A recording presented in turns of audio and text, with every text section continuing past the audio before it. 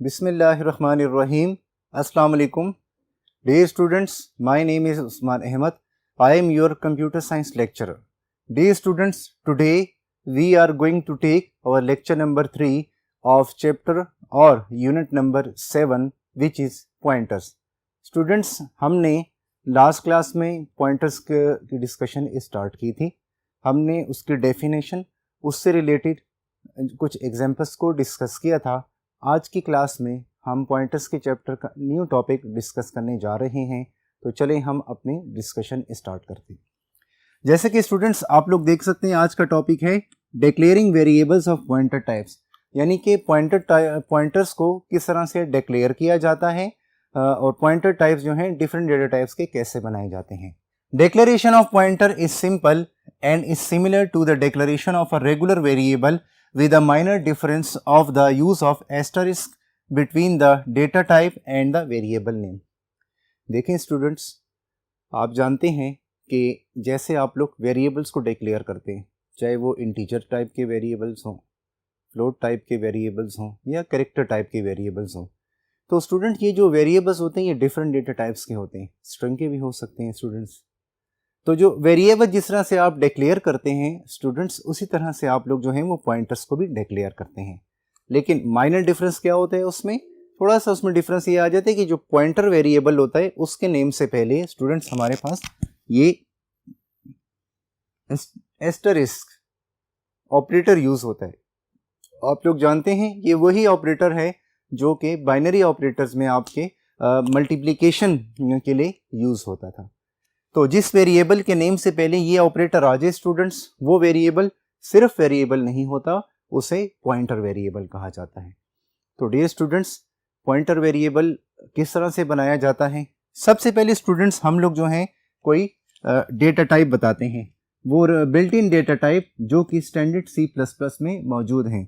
For example students, it can be integer, it can be float, it can be character और it can be string. फिर उसके बाद students आप लोगों ने एस्टरिस्क सिंबल यूज करना है. फिर आपने कोई वेरिएबल नेम बता दें. स्टूडेंट्स, वेरिएबल नेम के रूल्स ऑलरेडी आप लोगों ने चैप्टर 3 में डिटेल के साथ स्टडी किए कि वेरिएबल नेम जो है वो स्टार्टिंग उसका अल्फ़ाबेट होता है, बाद में कोई वैलिड कम्बिनेशन आ सकती है, तो फिर कोई वेरिएबल नेम आप बताते हैं. फॉर एग्जाम्पल स्टूडेंट्स, हमने एक वेरिएबल बनाया, हमने एक डेटा टाइप यूज़ की इंटीजर, फिर हमने एक वेरिएबल बनाया टोटल मार्क्स के नाम से. तो देखें, अब ये जो टोटल मार्क्स के नाम से हमने वेरिएबल बनाया है, अब ये है तो वेरिएबल, लेकिन इसके स्टार्ट में जैसे ही हम लोग ये वाला सिंबल यूज करेंगे, ये वाला ऑपरेटर यूज करेंगे स्टार, इट मींस कि ये एक पॉइंटर बन गया है, pointer variable of type integer. तो ये इंटीजर टाइप का एक पॉइंटर है स्टूडेंट्स. ये तरीका है डियर स्टूडेंट्स कि हम लोग पॉइंटर वेरिएबल्स को किस तरह से डिक्लेयर कर सकते हैं. स्टूडेंट्स, ज़रूरी नहीं कि आप लोग इंटीजर टाइप का पॉइंटर बनाएं. आपको याद है डियर स्टूडेंट्स, हमने लास्ट क्लास में फ्लोट टाइप का भी एक पॉइंटर बनाया था, फॉर एग्जांपल परसेंटेज. हमने कैरेक्टर टाइप का एक पॉइंटर बनाया था, for example CH. Dear students, आज की क्लास में जब हम लोग नेक्स्ट टॉपिक पे मूव करेंगे इंशाल्लाह, उसमें आपकी प्रैक्टिकल भी होगा, तो उसमें आप देखेंगे कि फ्लोट टाइप के पॉइंटर्स को कैसे डिक्लेयर किया जाता है, उन्हें कैसे यूज़ किया जाता है. तो आज आपको ये कॉन्सेप्ट भी इंशाल्लाह बहुत बेहतर तरीके से क्लियर हो जाएगा. तो स्टूडेंट्स, हमारी बात हो रही थी पॉइंटर डिक्लेरेशन पे कि पॉइंटर्स को उसी तरह से डिक्लेयर किया जाता है जिस तरह से दूसरे वेरिएबल्स को. माइनर डिफरेंस ये है कि पॉइंटर के नेम से पहले ये एस्टरिस्क ऑपरेटर यूज़ होता है.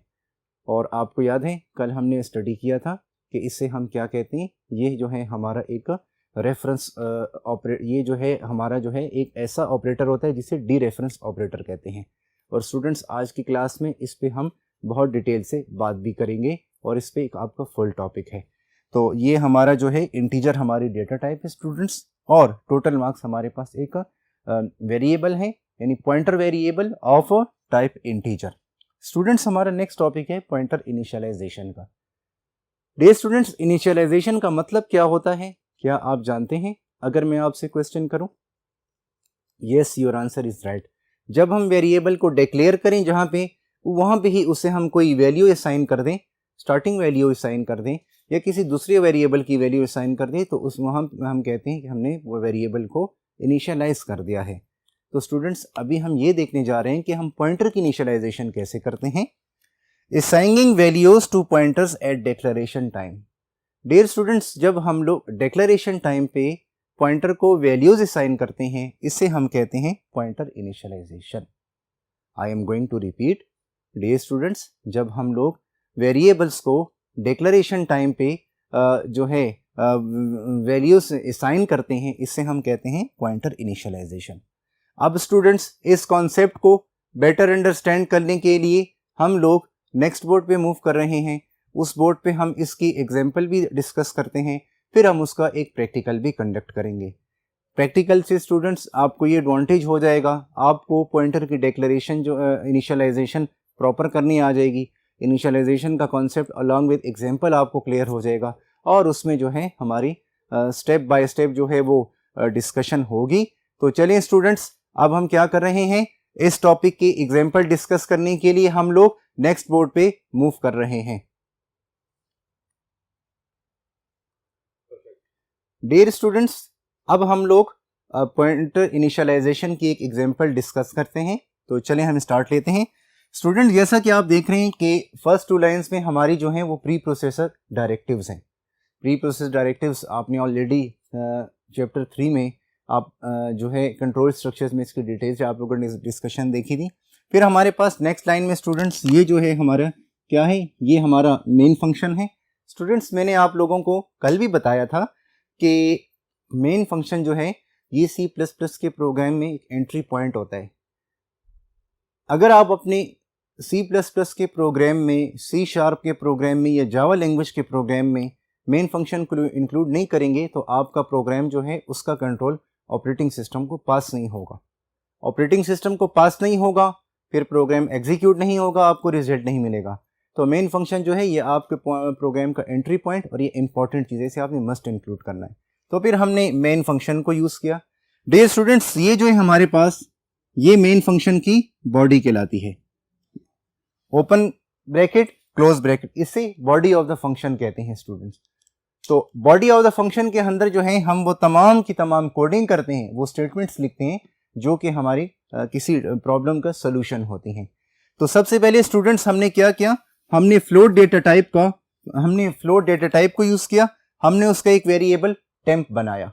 स्टूडेंट्स, आप जानते हैं कि फ्लोट डेटा टाइप जो है ये वो डेटा टाइप होती है जो हम उस वक्त यूज करते हैं जब हम ऐसे नंबर्स कंप्यूटर की मेमोरी में स्टोर करना चाहते हैं जिसमें पॉइंट हो। पॉइंट वाले नंबर्स को स्टोर करने के लिए हम फ्लोट डेटा टाइप को यूज करते हैं। और F फॉर फ्लोट, और फ्लोट डेटा टाइप की जो है वो कितनी मेमोरी रिजर्व करता है कंप्यूटर में, ये डेटा टाइप 4 बाइट्स की मेमोरी रिजर्व करती है या 32 बिट्स की। डियर स्टूडेंट्स, नेक्स्ट जो है हमने एक टेम्प वेरिएबल बनाया है। तो देखें, जैसे ही हम डेटा टाइप के नेम के बाद वेरिएबल का नेम लिखते हैं तो स्टूडेंट होता ये है कंप्यूटर की मेमोरी में, रैम में एक मेमोरी सेल का नाम जो है ये बन जाता है और इसको एक एड्रेस भी असाइन हो जाता है। तो स्टूडेंट्स, हम ये अज्यूम करते हैं कि हमने जैसे ही टेम्प वेरिएबल बनाया तो टेम्प वेरिएबल के नाम से जो है एक मेमोरी सेल का नाम जो है वो टेम्प रख दिया गया। तो इस लाइन में जैसे ही स्टूडेंट्स हमने लिखा फ्लोट टेम्प, इट मीन्स के कंप्यूटर की मेमोरी में, रैम में एक मेमोरी सेल है जिसका नेम टेम्प रख दिया गया है। नेक्स्ट स्टूडेंट्स, हमने क्या किया, हमने अगेन फ्लोट डेटा टाइप को यूज किया और फ्लोट डेटा टाइप का हमने क्या किया, एक अलग से वेरिएबल बनाया पी टेम्प, लेकिन उसके नेम के बाद हमने जो है स्टूडेंट्स वो यूज किया स्टार ऑपरेटर, एस्टरिस्क। अब इट मीन्स कि ये पी टेम्प क्या है, ये पी टेम्प हमारा एक पॉइंटर वेरिएबल है।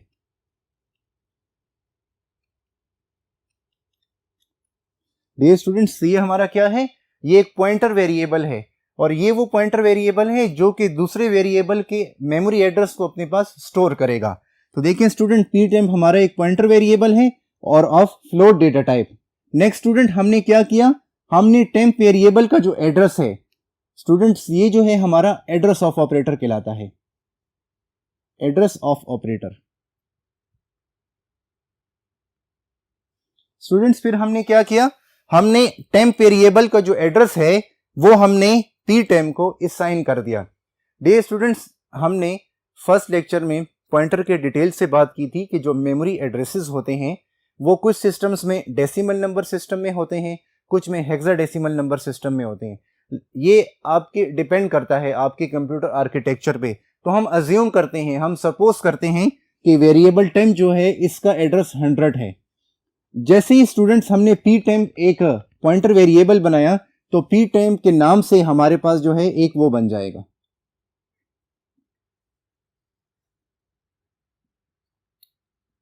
पी टेम्प के नाम से हमारे पास जो है क्या हुआ, एक मेमोरी में एक मेमोरी सेल, कंप्यूटर की मेमोरी में एक मेमोरी सेल का नाम हो गया। अब स्टूडेंट्स हमने क्या किया है, हमने टेम्प का जो एड्रेस है वो पी टेम्प को असाइन किया है। तो देखें यहां से एक इस तरह से एरो बन जाएगा और ये जो इसका 100 एड्रेस 100 है, ये क्या है स्टूडेंट्स, ये टेम्प का एड्रेस है। ये एड्रेस जो है ये पी टेम्प में स्टोर हो जाएगा, ये एड्रेस पी टेम्प में स्टोर हो जाएगा। क्यों स्टोर हो जाएगा, क्योंकि स्टूडेंट्स यहां पे हमने ampersand sign address of operator को यूज किए और हमने कहा है कि टेम्प का जो एड्रेस है वो पी टेम्प को दे दें। तो देखें टेम्प का जो एड्रेस है वो पी टेम्प के में सेव हो गया है।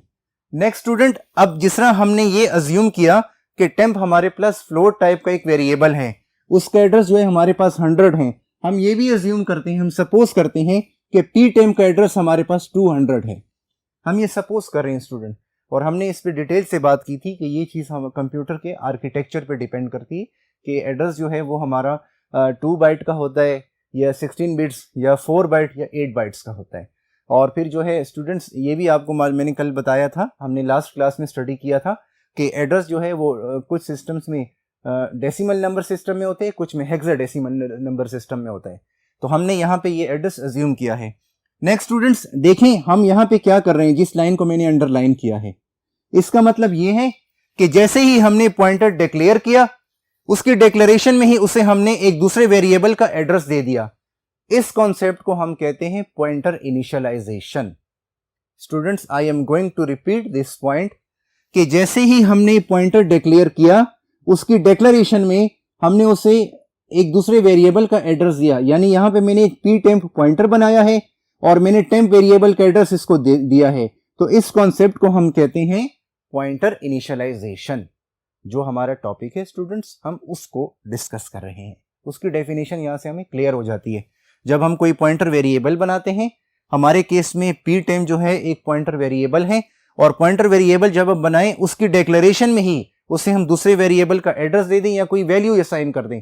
इस कॉन्सेप्ट को हम कहते हैं पॉइंटर इनिशियलाइजेशन, यानी उसे हमने वैल्यू असाइन कर दी स्टूडेंट। अब स्टूडेंट्स हम क्या करते हैं, हमने टेम्प का एड्रेस जो है वो पी टेम्प को असाइन कर दिए। अब हम जाके इनको प्रिंट करवाते हैं और देखते हैं हमें क्या रिजल्ट्स प्रिंट होते हैं। तो फॉर एग्जांपल स्टूडेंट हमने फर्स्ट सी आउट लिखा। आपको पता है सी आउट जो है हमारे पास ऑब्जेक्ट है कंसोल आउट, और कंसोल हमारे पास वो ब्लैक स्क्रीन होती है, उसको कहते हैं जिसमें हमें रिजल्ट शो होता है। बोरलैंड C++ में हो चाहे टर्बो C++ में, जो भी स्टूडेंट्स कंपाइलर आप यूज करें या IDE आप यूज करें। नेक्स्ट स्टूडेंट, अब हम इसके प्रोग्राम के जरा आउटपुट पे बात कर लेते हैं कि हमारे पास इसका आउटपुट क्या आएगा।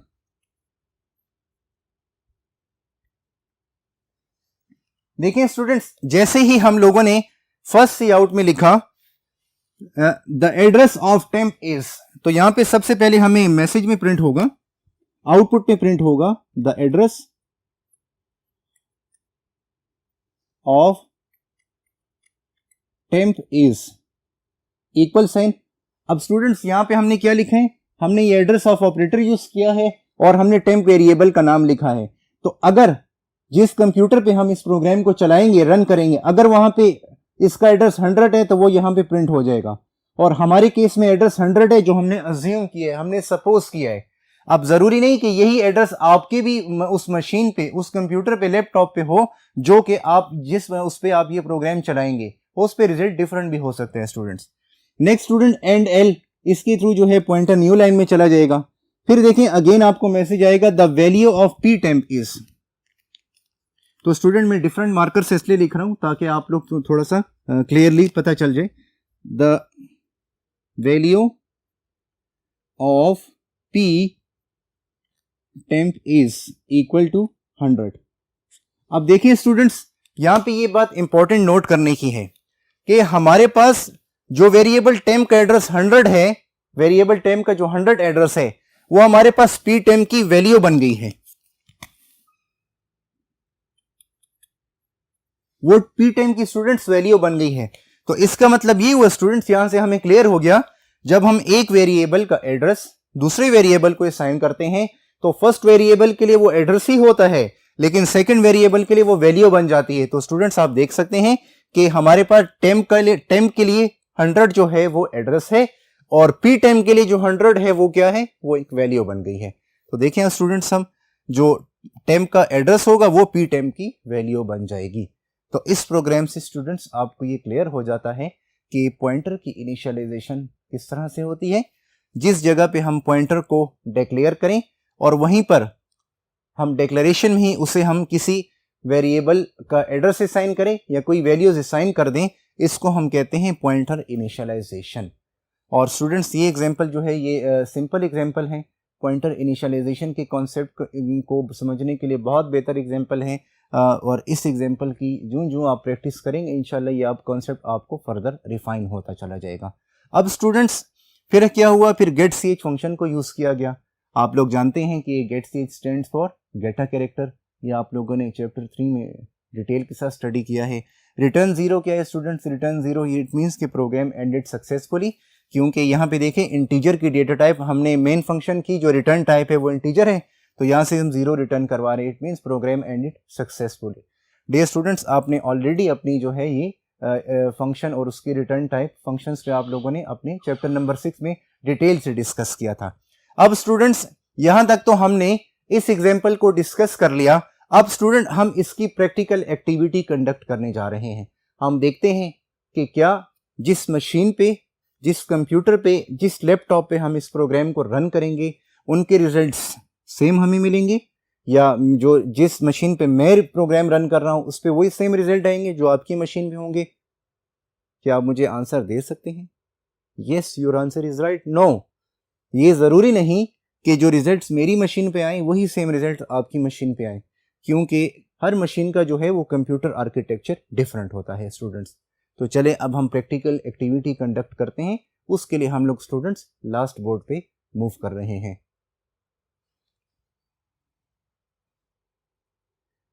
डे स्टूडेंट्स, अब हम लोग पॉइंटर इनिशियलाइजेशन की एग्जांपल के प्रैक्टिकल कंडक्ट कर लेते हैं। तो जैसा कि स्टूडेंट्स आप लोग स्क्रीन पे देख सकते हैं कि हमारे पास जो है वो एक क्या है, हमारे पास जो है ये एक प्रोग्राम है, एग्जांपल है वही जो हमने अभी बोर्ड पे डिस्कस किए स्टूडेंट्स। इसमें हमने ऑलरेडी जो है इस एग्जांपल के लिए हमने जो है वो कंपाइलर यूज़ किया है Borland C++ and turbo C++। आप बोरलैंड में भी इसको कर सकते हैं, बोरलैंड का भी देख अब आप टाइप करके करेंगे आपको रिजल्ट्स आएंगे। तो स्टूडेंट सबसे पहले उसी तरह से देखें, हमने जो है हेडर फाइल्स को हमने प्री प्रोसेस डायरेक्टिव्स को डिक्लेयर किया, प्री प्रोसेस डायरेक्टिव्स को लिखा। प्री प्रोसेस डायरेक्टिव्स में हमारे पास जो है हेडर फाइल्स है, हमारे पास हैश या शार्प सिंबल है, इंक्लूड कीवर्ड है हमारे पास, और iostream.h हमारी हेडर फाइल है। फिर हमारी हेडर, फिर सेकंड प्री प्रोसेस डायरेक्टिव, उसमें हमारे पास second header file conio.h and hash और शार्प सिंबल, एंड इंक्लूड जो है वो हमारा क्या है, इंक्लूड हमारा कीवर्ड है स्टूडेंट्स। नेक्स्ट स्टूडेंट्स, इसमें हम देख सकते हैं कि हमारे पास जो है वो मेन फंक्शन है। मेन फंक्शन जो है वो क्या करता है, मैंने आपको बताया कि ये हमारे प्रोग्राम का एंट्री पॉइंट होता है, ये प्रोग्राम की सबसे इंपॉर्टेंट चीज़ होती है। अगर आपके प्रोग्राम में मेन फंक्शन नहीं है, चाहे वो C लैंग्वेज का प्रोग्राम है, चाहे C++ लैंग्वेज का है, चाहे जावा लैंग्वेज का प्रोग्राम है, C# लैंग्वेज का प्रोग्राम है, आपके प्रोग्राम का करंट ऑपरेटिंग सिस्टम को पास नहीं होगा, आपका प्रोग्राम एग्जीक्यूट नहीं होगा। इसलिए मेन फंक्शन आपने ऑलवेज इंक्लूड करना है। स्टूडेंट्स हम देखें मेन फंक्शन की बॉडी में आप देख सकते हैं हमने फ्लोट टाइप का वेरिएबल टेम्प बनाया, फिर स्टूडेंट्स हमने पी टेम्प पॉइंटर बनाया, फिर हमने देखें पॉइंटर की डिक्लेरेशन में ही हमने क्या किया, उसे दूसरे वेरिएबल का एड्रेस असाइन किया, जो ऑलरेडी स्टूडेंट्स हमने बोर्ड पे भी डिस्कस किया। फिर हमने फर्स्ट सी आउट लिखा, सेकंड सी आउट लिखा स्टूडेंट्स। जैसे ही हमने फर्स्ट सी आउट लिखा, सेकंड सी आउट लिखा, तो देखें जैसे ही हमने प्रोग्राम को रन किया तो हमारे पास जो है, जैसा कि स्क्रीन पे आप लोग स्टूडेंट्स देख सकते हैं, हमारे पास क्या हुआ, हमारे पास आउटपुट में जो है वो टेम्प का एड्रेस प्रिंट हो रहा है। स्क्रीन पे आप इमेज में देख सकते हैं कि हमारे पास जो टेम्प वेरिएबल का एड्रेस है वो है 0x85B FFF2।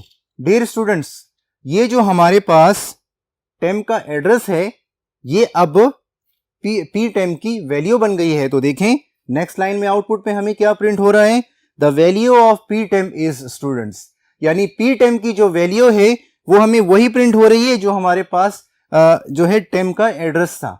तो आपने देखा कि किस तरह से स्टूडेंट्स हम लोगों ने जो है पॉइंटर उसमें जहां हमने पॉइंटर को डिक्लेयर किया वहीं पे से हमने वैल्यूज असाइन की। Students this is called pointer initialization.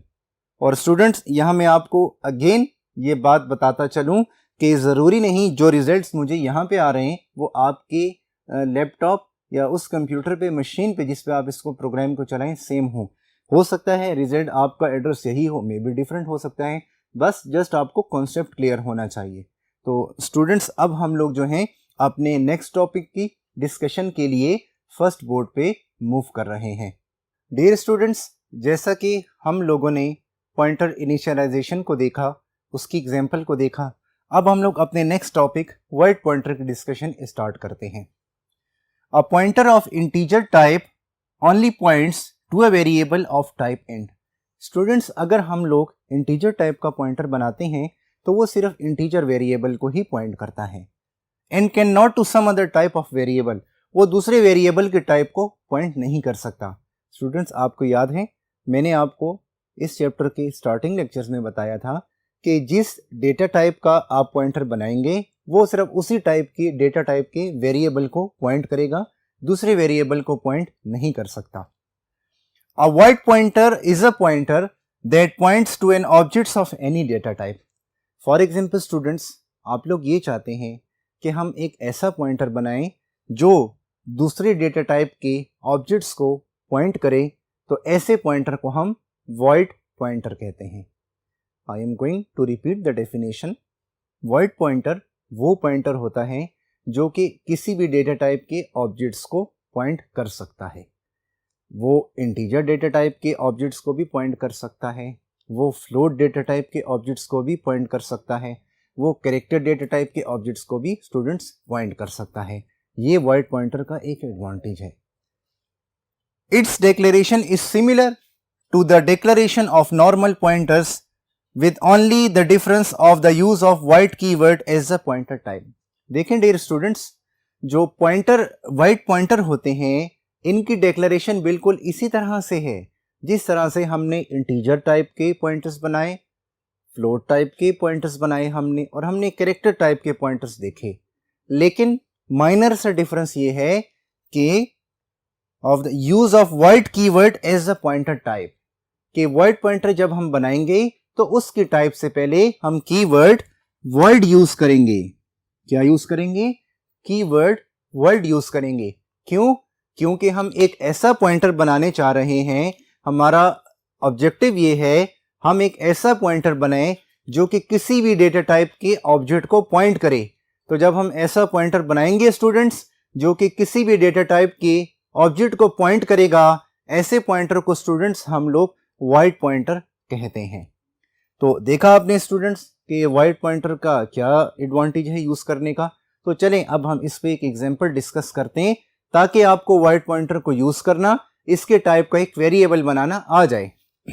Students सबसे पहले हमने क्या किया, हमने इन टाइप का एक वेरिएबल x बनाया, फिर आप देखें हमने कीवर्ड वर्ड को लिखा और हमने स्टार ऑपरेटर के जरिए एस्टेरिस्क ऑपरेटर के जरिए पॉइंटर वर्ड एक पॉइंटर वेरिएबल बनाया। अब देखिए स्टूडेंट्स, ये जिस चीज को मैंने एक बॉक्स में बंद कर दिया है, ये क्या है? यहां पे ये पॉइंटर वाइड हमारा वाइड पॉइंटर है।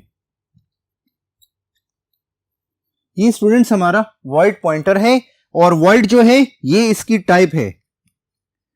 और वाइड पॉइंटर कौन सा पॉइंटर होता है? जो कि किसी भी डेटा टाइप के ऑब्जेक्ट को पॉइंट कर सकता है स्टूडेंट्स। तो नेक्स्ट लाइन में देखिए स्टूडेंट्स हमने क्या किया, अब x जो है वो हमारे पास इंटीजर वेरिएबल है, हमने x का एड्रेस जो है वो पॉइंटर वाइड को असाइन कर दिया। तो इस तरह से स्टूडेंट्स वाइड पॉइंटर्स बनाए जाते हैं और उन्हें किसी भी डेटा टाइप के जो हैं वो एड्रेसेस किसी भी डेटा टाइप के वेरिएबल के एड्रेसेस असाइन होते हैं। आप फ्लोट के एड्रेसेस भी असाइन कर सकते हैं, आप लोग कैरेक्टर के भी कर सकते हैं। तो डियर स्टूडेंट्स, आज की क्लास में हम लोगों ने पॉइंटर्स को कॉन्सेप्ट को देखा हमने डिक्लेरेशन पे बात की, इनिशियलाइजेशन पे बात की, वर्ड पॉइंटर्स पे बात की और उसकी प्रैक्टिकल एग्जांपल भी देखी। आई होप स्टूडेंट्स ये टॉपिक आपको बेटर तरीके से क्लियर हो गया होगा। आप इसकी प्रैक्टिस कीजिएगा। इंशाल्लाह नेक्स्ट क्लास में न्यू टॉपिक के साथ आपसे मुलाकात होगी। जब तक अपना बहुत ख्याल रखिएगा। अल्लाह हाफिज़।